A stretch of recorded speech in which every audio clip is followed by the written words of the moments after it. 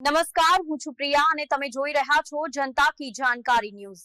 નજર કરીએ આજના સમાચાર ઉપર. ભાભર નગરપાલિકાની ઘોર બેદરકારીના કારણે શહેરમાં આખલા યુદ્ધ થતા લોકોના જીવ તાળવે ચોંટ્યા. બનાસકાંઠા જિલ્લામાં છેલ્લા કેટલાય સમયથી રખડતા ઢોરોનો દિન પ્રતિદિન ત્રાસ વધી ગયો છે. જેમાં ગઈકાલે ભાભર જૂના નગરપાલિકા વિસ્તારમાં આવેલ વોર્ડ નંબર 3માં જાહેર રસ્તા ઉપર અચાનક આખલા યુદ્ધ થતા સ્થાનિક લોકો તેમજ વાહન ચાલકો અવરજવર કરતા લોકોના જીવ તાળવે ચોંટ્યા. ભાભરમાં ઠેર ઠેર રખડતા ઢોરનો ત્રાસ વધી ગયો છે, જેના કારણે લોકો ત્રાહિમામ પુકારી ગયા છે અને જાહેર રસ્તાઓ પણ બ્લોક કરીને અડીંગો જમાવીને ઊભા હોય છે. તેમ છતાં તંત્ર કુંભકર્ણ નિંદ્રામાંથી ક્યારે જાગશે?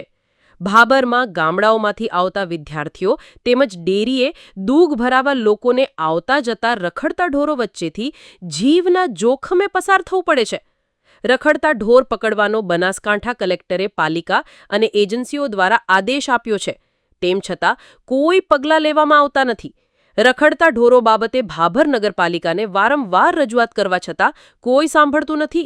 ભાભરમાં દિવસે ને દિવસે ઠેર ઠેર રખડતા ઢોરોનો છેલ્લા કેટલાય સમયથી ત્રાસ વધી રહ્યો છે.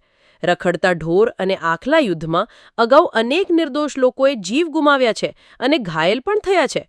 ભાભરમાં રખડતા ઢોરોને તાત્કાલિક ધોરણે પકડીને પાંજરાપોળમાં કે નહીં મૂકવામાં આવે તો નિર્દોષ લોકો ભોગ બનશે તો તંત્રની જવાબદારી રહેશે તેવી લોકોમાં સવાલો ઉઠાવ્યા છે. ગૌશાળામાં મૂકવામાં આવે તેવી લોકમાંગ ઉઠી છે. રિપોર્ટ ભરત ઠક્કર, ડીસા, બનાસકાંઠા.